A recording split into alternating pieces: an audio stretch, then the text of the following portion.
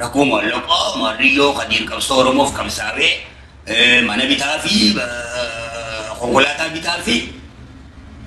mallaka kennafi wandu kanatti naman arwaahi nama guddaa kanaatiin dubbachuu barbaada artisti Kadir Martuu hayyicha guddaa kanamoonni tokko tokko gartee kan yaada isaan hubanni waan adda addaa kan jedhan jechuudha waa'ee isaatiin dubbachuu barbaada irra torbaan kana keessa Kadir Martuu biyyatti galuu qaba biyyatti galuu qabu Kadir Martuu maaliif biyya gala maaliif biyya namaa ta'a waan jiru wal falmisiisaan illee ta'e jechuudha haga gartee akkamitti gartee hagalu jedhama akkamitti galu jedhama haga jedhamu takkalla jechuudha akka nama tokkotti yaada kiyyallee kennaadha akkasuma Kadir Martuu illee kanarratti immoo maal jee namoonni yaamicha isaaf godhan kun hoo yaamicha akkamitti godhanii fi maal jedhan eenyutu godheef akkamiin godhameef ka jedhuudhaa fi namoota galuun qaban jedhanii fi galuu qaba ka jedhu yaada eenyutu hinjifate ka jedhuudhaa fi haga tokko mee viidiyoo Kadir laga tokko waliin dhageeffannaa dura dubbii moobaayila biraa bagara deebiidhaan gara chaanaala kiyyaa ruftanii isiniin jedha jalqaba ubsana dhageeffadhaa viidiyoo kiyya jechuudha wanni kun wal falmisiisallee qaba galuun qabu waan jedhuurratti jechuudha jechuun as keessatti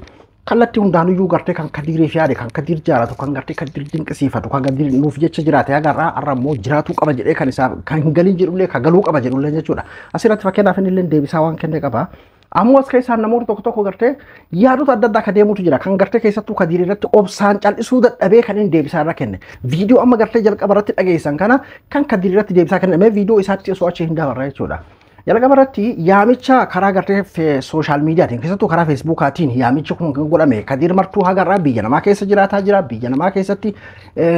akka gartee gaafa wayyaaneedha biyya isaa keessaa ari'ameetiin baheeti biyya namaa keessa jira biyya ofii keessatti galee biyya ofii keessa jiraatu qaba biyya akka kadeessaatii miti jechuun seenaa Kadir akkana Kadir gartee akkana nama akkanaati kanaafuu biyya namaa keessaa hin qabu biyya ofiitti galee biyya ofii keessa nagaan jiraatu qaba biyya isaa kan yaade uummata isaa kan yaade waliin jiraatuudha qaba gara Oromiyaatti galuu qaba yaada jedhu akka yaadaatti kan dhihaateera jechuudha eenyutu dhiheesse waan kana jalqaba kan jiru qabataman beekuu baanullee yaada akkasiiti inumayyuu yaadota kana keessatti haala adda addaa jechuudha abbootiin qabeenya gargaaruu qaban yookiin ammoo hatta mootummaalleen haga jedhamutti jechuudha jechuun mootummaalleen bira dhaabbatee nuti illee bira dhaabbannee osoo galee hoo kan jiru akka yaabichaatitti akka yaadaatitti jechuudha kan dhiheeffame inni achirraa ka'amee ammoo namoonni hedduun akkamitti galuu qaba kan jedhu falmi guddaallee ta'e jechuudha warra galuu qaba jedhu kana keessatti yaada lamaan argan yaadni tokko Kadir galuu qaba jechuun gargaarame yoon yaani gargaarree biyya isaatitti galuu qabaadha gargaarsa biyya isaatitti galuu qaba biyya namaa keessa maaliif akkasitti gartee biyya isaa yaada akkasitti gartee cinqamaa jiraata biyya isaa keessatti galee biyya isaa yaada bahuu qaba kan jedhudha warri yaamicha kana dhiheesse jechuudha as keessaan ammoo gareen tokko kan afaan dheeratullee jira dhiyamanaa godha Kadir Martuu biyya namaa keessatti rakkate maaliin argan namoota gartee qaanyi takka malee jechuudha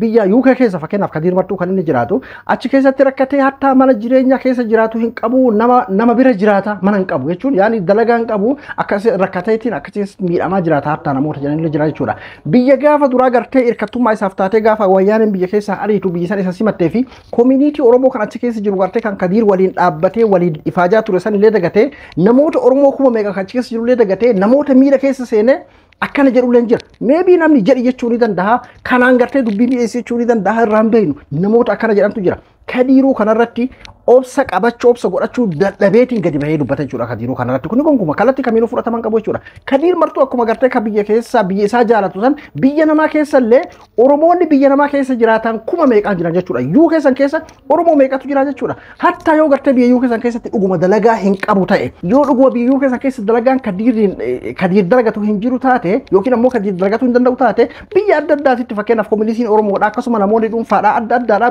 biyya namaa keessa Austraaliyaa Kanadaa fi Ameerikaa keessa jiran bakka adda addaatitti la jijjiiruuf hin danda'an jedheetii yaada jechuun yaada kiyyaa beeka jijjiiruuf hin danda'an jedheetii yaada qooda walii dhabanii garuu akkanumatti sadarkaa kana walii jechuun sirrii jedheetiin yaadu kanarratti fakkeenyaaf Kadir Martuutiin illee jechuudha obsuu hin dandeenya deebisaa inni kenne asuma keessan waa'ee galinsaatiin illee wal qabate jechuudha dhageeffadhamee viidiyoo gabaabduu tana. Ani jaalala uummata biyyaatiin dhukkubsadha malee Ingiliz keessatti akkuma namni hundi beekutti dhukkubni jaalala uummata sanii yeroo natti kee onneeti nama rakkee namummaa keessaa na baasa. Sa. Yeroo dhukkubni sun natti ka'e nama keessaa na baasa. Dhibeessinis mootummaan Ingilizaa galatoomu rabbii biyya isaa galatoomu na wal'aanaa dooktaran qaba. Kana miti rakkoo biyya. Rakkoo maallaqaa Maariyyoo Kadir qabsoo Oromoof kamsaawee mana bitaa fi konkolaataa bitaa fi maallaqa kennaa fi wandu kanatti namanu qabsoon qooda qabdi malee seenaa qabdi malee mindaa fi qarshii qabdu. Saba kiyyaaf qarshiidhaan osoo hin taane kan hin qabsaa'u wareegama lubbootiin rakkoon ilmoo hiyyeessaatti ittiin guddadhe. Sigalee inni koo dhimma dhuunfaa kootiiti miti. Wanni itti biyyaa ba'e sonni itti galuuf jaalala uummata kiyyaatiif kutaa hundarra deemee ilmaan Oromoo kan onneen tiyya qalbii ijoollummaa kana tuqamte kana isaan laaletti obsuudhaa fi oomisha kiyyaas laaletti gammaduudhaa fi otuma hin ga'e gaafa rabbiin jedhee. Kanaaf Ibsaa gahaadha. Kan biyya kanarratti kan inni kenne jechuudha. Dura tokkoffaa waa'ee magariisaatu mallaqaan wal qabsiisuun sirrii mitiidhaan gartee fakkeenyaaf yooniin saba kanaaf waa ifaajee jiraadhe yookiin ammoo gartee waa qabsoo Oromoo keessatti hirmaadheetiin jiraadhe ofii kiyyaafiin godhadhe saba kiyyaafiin godhadhe malee mallaqaa fi miti kan waa'ee gartee mallaqaadha. An biyya guddoo keessan jira as keessatti jiraatu dadhabe akkasiin haga mataa yaala gartee waa'ee saba kanaa yeroo natti ka'u ni ogguu saba kana waa'een saba kanaa gartee natti ka'u ni hin miidhama yeroo san miidhaan kiyya natti dhagahama yeroo saniin akka malee miirri kiyya gartee uftuwaatu hin danda'u yeroo san ammoo mootummaan biyya kanaa gargaaree hatta doktor mataa kiyyaallee qaba kun gonkumaa sirrii miti kan jedhu gartee miiraan dubbata jechuudha Kadiir Martuu kanarratti anammoo asumaan waan tokko gara yaada kiyyaatti son dabalu waan tokkoon isin qooduu barbaada Kadiir Martuu kana namni akkaataa adda addaatitti ilaala nama Kadiir Martuudhaatiin bar oowwa qaba maraata kan jedhuun faaratu jira jechuudha Kadiir Martuu oowwan qabu maraatu waan qabu jechuun yeroo dhugaa wahii itti mul'atte iftuwaatu dadhabee gartee qaamni isaa dhugaa san waliin gartee isa gartee miidhamuu danda'a akkuma amma inni dubbate kana jechuudha Kadiir Martuu kuni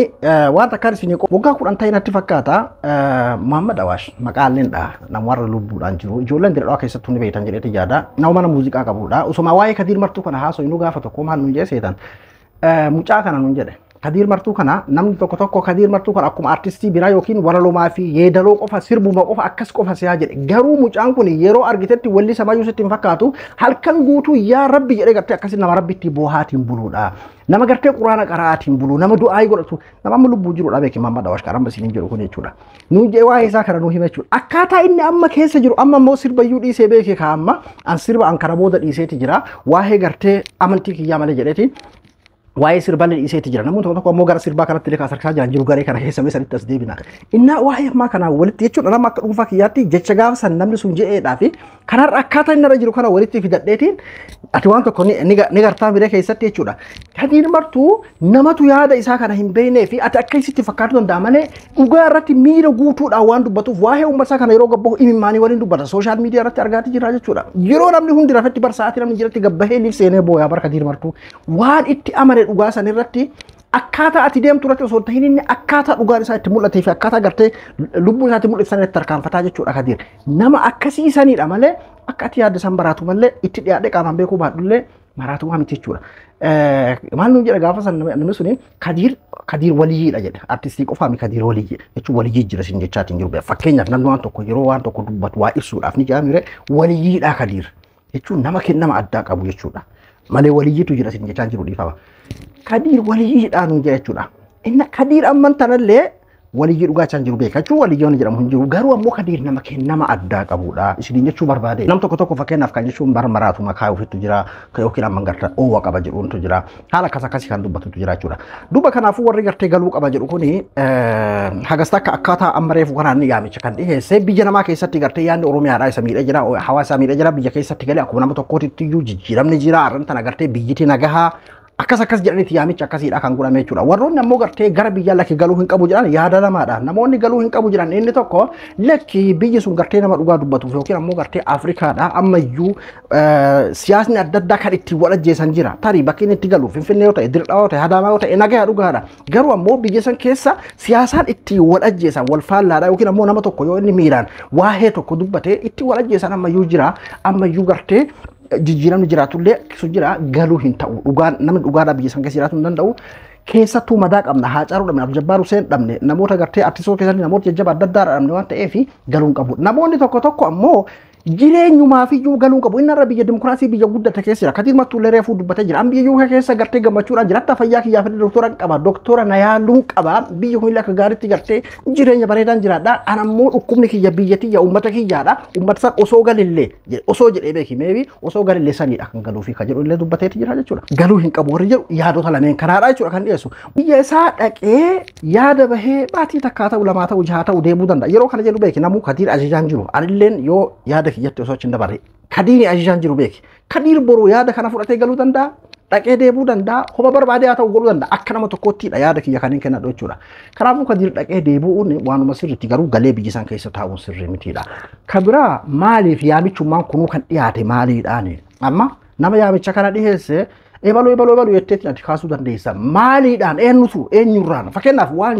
akkas ji'i namni ji'een ka fakkaatutu jiraat keessatti jechuudha. Akkasuma hoo ana akka nama tokkotti ammallee attaa yooma fakkeenyaaf yaamicha amma osoo mootummaan godheef yaamicha mootummaan godheef haa galu Kadir martuu biyya isaatti haa galu jedhan akka nama tokkotti yoo Kadir akka jedhame sanitti fakkeenyaaf akkaataa biyya san keessatti baramaa ta'e akkuma isinuu beektanii namni tokko yoo mootummaadhaan deeggarame yookiin ammoo gartee kondominiyeemii ta'u manni haa ta'u gargaarsi wayii godhameefii galee dirqama kallattii magartee mootummaa sanii irratti mootummaa san faarsuu irratti kallattii tokkotti luucaheetiin jiraatudha jechuudha. Jechuun biyya san keessa jiraatuudhaaf fi akkasitti jiraatuu qabda. Mootummaadhaan gargaarsi sii godhamee namoota dhageettii qaban kan akka isaa amma namoota gurguddaa kana jechuudha. Osoo Kadir dandahee cal'isee jiraate mootummaan yoo galche akka nama tokkootitti haa jiraatu kana booda jechuun maaliif Kadir nuun dubbanne maaliif Kadir akkasuma hin taane akka nama tokkootti hin jedhaa beeke jireenyuma isaa haa jiraatu mee hagar dhaanuuf jecha miidhame hagar nam tokko maraataa jedhuun illee gahee je'eetiin akkas je'eetiin amanaan garuu Kadir martuu nama akkasitti callisu. Abadan jallisu Kadir martuu akkuma jenne kana nama dhugaa irratti yeroo ol baheetiin uummata isaatiin ilmaan buuseetiin dubbata yoo quban qabu jechuudha. Ammoo nama dhageettii qabu nama hawaasa isaa hordofu nama hawaasni sagalee isaa irraa eeggatu jechuudha. Keessattuu hawaasa isaa karaati shimbirroon golloo qabdi keessa gollishoo qabdi jedhanii keessattuu hawaasa inni keessa dhaate ammayyuu maaliif galiin tun maaliif dhufte mee waa hedduu dandeenya garuu haa ta'u. Hawaasa isaa ka keessaa dhalate bara akkuma gartee Oromiyaan guutuun hawaasa isaa ta'etti garuu ammoo keessayyuu hawaasa isa barsiifate kan gartee handhuurri isaa keessatti awwaalamte sun yeroo miidhametti akkami callisare nama callisu ammoo Kadir nama fafakkeessa jiraatudha nama dhugaa gartee mammayseetiin arranta bara akkaataa biyya keenya keessa jiru keessaa hin jechuu kiyyaa bara yooma akkasi callisee silaa inni jiraatee jireenya isaa jiraatee iyyuu ni deeggarraa ammoo ni callisaa Kadir ka jedhu laaluudha yoo dubbate hoo miidhaan irra gahuu hin danda'u waan akkana kana laalutu bareedaadha jechuudha. Anis akka nama tokkotti kanaafuu biyya isaa dhaqee yaada bahee deebi'uun sirrii ta'ee biyyatti haa galu jechuun sirrii natti hin fakkaatu. Maaliif jennaan amma namoonni tokko asirratti biyyi nagaa jijjiirama jira biyyi nagaa jijjiiramni jira mootummaadhaan jijjiiramni leenuma jira haga ta'eef jechuudha. Akkasuma kallattii tokko wanti nama miidhu waan kaleessa irra nama miidhullee jiraatu danda'a. Ammoo wanni kaleessa irra fooyya'illee jiraatu danda'a. Kana tokko gartee nama afaan Oromoo dubbatudha kan biyya bulchaatiin jiru akkasumatti ammoo namni har'a Oromoo illee ammallee miidhamaatuma jira jechuudha. Jijjiiramni jira. Jijjiiramni jiraatu iyyuu namni akka naafisii dimokiraasiin fakkeenyaa fi gabaabaan akka naafisii kan waan barbaanne dubbanne keessa jiraatu danda'a. Namoota dhageettii qaban gurguddaa keessattuu kan gartee yookiin tarii karaa mootummaatiin deeggarameetiin gali keessa jiraatu danda'an keessa hagas ga'ee jira biyyi kallattii tokko faarsitee biyyi sun nagaa kan jedhamu. Fakkeenyaaf Hacaaluu Hundeessaadhaa yeroo wareegamutti bakka wal waraansi jirutti miti kan inni wareegame Finfinnee walakkatti jechuudha. Abdul Jabbaar Huseenii Finfinnee Hadaamatti jechuudha. Bakka wal waraansi jirutti miti jechuudha. Sooraan Finfinnee keessatti jechuudha. Namoonni adda addaa artistiilee ta'e hayyoonni adda addaadha bakka wal waraansi jiru osoo hin ta'in Hadaama Finfinnee keessatti jechuudha. Wanni nama tokko fakkeenyaa fi sababa isaatiin namni sun du'uu danda'u jira jechuudha siyaasni. Keessattuu amma bakka adda addaa keessa nageenya hin jiru wal waraansatu jira. Akkasuma gartee dhiibbaan adda addaadhaa jiraatu danda'a jechuudha. Bakka akkasiisan keessatti namni ammoo dhugaa irratti akkamitti bakka tana dhugaan jallatte uummata kiyyamaa akkana gootan namni jedhu namni akkana kun galuu hin qabu sirrii miti jechuudha malee jijjiiramni hin jiru jechuu kennaa miti jechuudha. Gaafa biyya san keessatti araarri bu'ee nagaa ta'e abbaan barbaade haa bulchu baraan Oromoon ebaluun haa bulchu ebaluu akkasuma haa godhu miti abbaan barbaade haa bulchu osomaa waliin dhukaasuun tun dhaabattee sababni ittiin wal ajjeefamu tun dhaabattee kadiinee miti namni siyaasaan bahee hundi isaatiiyyuu biyyi isaa san keessa yoo nagaan jiraate namni ammallee jiraatee biyya namaa keessa hin jiraatu yoo galee jiraate kan jireenya fura jiru bahee yoo ta'e malee hunduu yoo galee waan bareedaadha jechuudha. Haga ammoo sun hin taanetti namni akka Kadir kuni galuun sirriidha jedheetiin hin yaadoon. Karaa biraatiin ammoo fakkeenyaaf har'aan tana Kadiriin gargaarree akkas goonee simannee galchinee haala jedhu. Fakkeenyaaf har'aan tana Kadiriin gargaarsi asirratti guurame akkas godhame abbaan qabeenyaa tokko akkas godhee fi jireenya isaa kan guyyaa guyyaadhaan taafi har'a dhayitee fakkeenyaaf simatte suuraa waliin kaatee Kadir dhufee maashaallah afeerraa laaqana afeerraa laanchii afeerraa faxaraa jettee waan adda addachuu dandeessaa jechuudha. Jireenya isaa kan guyyaa guyyaadha hoo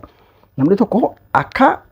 dhalatetti akkasumatti jireenya isaa barbaachisaa jechuudha. Tagara siyaasaatiin beekan jireenyuma akkana dhuunfaadha. Artistii meeqatu immoo biyya san keessatti rakkachaatiin jira amman tana hawaasni isa quban qabne. Artistii meeqatu rakkachaatiin jira biyya san keessatti jechuudha. Har'aan tana biyya dimokiraasii keessaa biyya jireenya namni keessatti kuulii dalagateetiin jiraatu danda'u san keessaa yoo biyyatti galee yoo amma hooyin jalqabaatuun haga ta'eefu akkas jedhameetiin boodarra dhiifame maal ta'ama biyya san keessatti jechuudha. Ammuma artistoonni biyyarraa galan kan gartee rakkoo keessa jiran hin jiran ilaata. kanuma gartee gaafa inni dhukkubsatee siree irratti hafe yaa hawaasa quba qabaadha jedhameetiin kan miidiyaan kanatti gabbahu meeqata margaatiin turre bara. Innaa kanaafi wantoota akkanaa kanneen ilaallee jechuun baakgiraawundii waan kanaa beekuu baannullee waan qophaa'ee fi akkaataa itti jedhamee akkaataa itti godhamee beekuu baannullee jechuudha. Innaa gammaatitti tarabbi jedhetu tahaadha ta'an jee miti akka rabbi jedheen ta'an ammoo isin hundinuyyuu warroonni gartee yaada kana kaaftan waan na jaalattanii fi jedheeti jira. Ammoo inni takkattiin waa'ee mallaqa wal qabsiisuudhaan rakkoo tokkollee qabu biyya UK keessa akka bareedaan jira jedheeti dubbateeti jira jechuudha. Kanaafuu kana jechuudha wanti deemaatti jiru kana ani akka nama tokkotti yaada kanaan qaba galuu hin qabu akkaataa amma jiru kanatti jedheetiin amanaa jechuudha. Biyyi sun nagaha kan jedhu jechuu dandeenyu biyyi sun gartee nagaha jechuu kan dandeenyu gaafa faarsitee akkuma ittiin nagahaan jiraattu qeexee abaartee balaaleffattee nagahaan jiraatuu dandeessuudha. Amman tana sun taa'amee jiraatu jennee nuti hundi keenya wal gaafatuu dandeenya jechuudha. Wanni rakkoo ta'e biyya san keessatti namni tokko yoo gartee faarsee kallattii tokkoon fakkeenyaaf mootummaa ka faarsu taate kallattii mootummaa faarsan san qofatu sirriidha. Namni achirraa maqe isatu gartee kararraa maqe jedhee akkasitti amanachuun akkaataa siyaasa hammayyaa addunyaan amma ittiin bulaatiin jirtu akkuma kan itti faarseetiin faarsu jiraatu danda'u kan gartee sirrii miti jedhee mootummaa san balaaleffatu kan mootummaa san falmullee paartii san mormullee gaafa nagahaan jiraate. Gaafa namni dhageetti qabullee akkasii nagahaan jiraate biyyi sun nagaa jedhamti. Biyyi sun kan nama hundaa gaafa taate ka paartii tokko osoo hin tahin kan nama gama hundaa gaafa taate nagaa jedhama. Kadiirii miti gaafa san namoota siyaasaa gurguddaa kan akka gartee Jawaar kanallee maaliif biyya keessaa baha beekaadha inni biyya kana keessa nuuf ta'uu danda'a gaafa san namni hundinuu jechuu danda'a jechuudha. Garuu amma tana sadarkaa san gahee jira nuti hundi keenyayyuu wal gaafatuu dandeenya jechuudha. Kanaafidha malee namni biyya ofii jibbu hin jiru. Namni gartee biyya ofiitti garuu jibbu jara kenna kadiir martuutii miti namni taraan akkanaaf siifuu illee biyya ofii keessaa bahuun barbaadu kan jireenyaaf bahillee kan akkasuma gartee sodaadhaaf bahillee kamuu biyya ofii ni jaalataa jechuudha. Garuu rakkoon bakka saniidha jechuudha. Kanaafuu hiikaan nagahaa kan waliigalaatis akkasittiidha akkaataan gartee addunyaa irra jiru. Namni akka barbaadetti waan fedhe abbaa fedhe deeggaree abbaa fedhe mormee abbaa fedhe faarsee abbaa fedhe arrabsee abbaa fedhe balaaleffatee abbaa fedhe faarsee akkasitti gaafa nagahaan jiraate gaafa sababaan ittiin wal hidhaniif ittiin wal ajjeesan hin jiraanne biyyiti nagaha jedhama jechuudha dhugumatti gaafa san jechuudha. Kanaafidha wanti jedhamuuf malee nageenyi hin jiru yookiin ammoo jijjiiramni hin jiru jechuu miti sana jalqabumarraayyuu haa galu jechuun tarii lugaamuuf akkas faa ta'u isinti fakkaatu fakkeenyaaf nam tokko haa galu as keessa fakkeenyaaf amma mootummaallee gargaaree abbootiin qabeenyaatis akkas waan jedhu jira. Galee haa callisu jechuun ta'uu danda'a beeki meebii fakkeenyaaf hin jira bara waa hedduu jechuu dandeenya beeka haa galu maaliidhaaf akka callisu maaliidhaaf karaa kanaan galee yookiin ammoo gartee fuula duraaf waan akkanaa hojjetu dandeenya waan akkanaa kana gaafa hojjennu yookiin ammoo karoora akkanaa kana gaafa goonu fakkeenyaaf har'a uummata Harargee keessatti irra karaa diinagdeetiin karaa siyaasaa qofaa miti karaa diinagdeedhaatiin amma dhiibbaa guddaa Harargee wanni maqaa kaasuuf beeke kan amma warri baha Oromiyaadha nama hundaaf ta'u yoo Kadiir Martuu kuni hawaasa keessa dhalate kana qabaa jechuudha akkuma kama hawaasa hundaa ta'eetu ammoo hawaasa keessa dhalate bakkaan dhuun isaa keessa awwaaramsan qaba jechuudha waa karoorfatamee waan akkanaa hojjetuudhaaf fakkeenyaaf namoonni gaafa san dubbatuu danda'an namoonni gaafa san miidhamu uummata kana ta'uu meebii jechuudha fakkeenyaaf hin jira beekaa amman qaamni gadi bahee miidiyaa dubbatu kun waan kana beekuu dhabuu danda'a dubbadhumaan gadi bahee dubbatuu danda'a gadi bahee tumaan foloo isaa dhiyeef dubbatuu danda'a ergama wayii ta'uu danda'a hirraan beenu san meebii yoodha ta'uu danda'aadha kan isin jechaatiin jiru jechuudha. Kanaafuu Kadiir Martuu yoo biyyatti galee biyya isaa keessa jiraate wanni gahaan takka isaaf qophaa'ee jireenyi isaadha akkamitti akka jiraatullee isaaf qophaa'ee yoo galee ammoo biyyi sun dhugumatti nagaa taate Kadiir Martuu mataan isaa yoo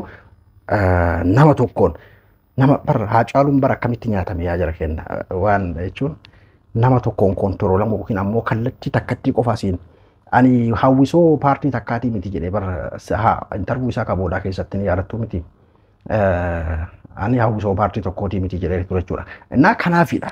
warri hin galiin jedhu leen jechuudha. Namuu Kadiir waan jaalatuu fi gartee kan yaamicha dhiyeessellee Kadiir waan jaalatuuf ta'uu danda'a. Akkasuma kan galiin jedhu leen Kadiir waan jaalatuufidha malee Kadiir kan nama hundaatidha. Qabsaawaa gaafa rakkooti nama hadhaa hedduudha dabarseedha waan ta'eef namuu akkasitti isaaf dubbataa jechuudha. Kanaafuu Kadiir Martuu biyyootuma amma dimokiraasiin keessatti badhaadhe tan Awurooppaa tanas haa ta'u akkasuma gartee gara biraatiin biyya la jijjiiratee yoo jiraateedha irra bareedaadha jireetii yaadaan akka nama tokkootti sababoota amma kaafne kanarra dhaabannee sababoota kana kaafne akkaataa gartee Kadiir ispiidii inni qabuu fi nama dhugaadhaaf jiraatu nama fafakkeessee jiraatu namni fafakkeessee jiraatu bara abbaa barbaade waliin rakkoo dhufullee hatta qaama biraatitti hirkisee bara waan akkasiitii fakkeenya biyya kana keenya keessatti jechuudha. Rakkoo balaa takka bar mana isiin keessaa gabbaate osuma agartu fuutee mana biraa keessa sitti achi keessa gadi baasuu namoota fedhantu jira namoota hedduun argitan jedheetii yaada jechuun adda haga nama tokko yoo miidhaan irra gaheeyyuu miidhaa isaa san karraallee maysuudhaaf asiin akkas taamee bar ebalatu akkas godhee bar haga jedhamu takka jechuudha dhugaan isaallee dhokattee jechuudha hagas takkatu ta'ama jechuudha yeroo garagaraatitti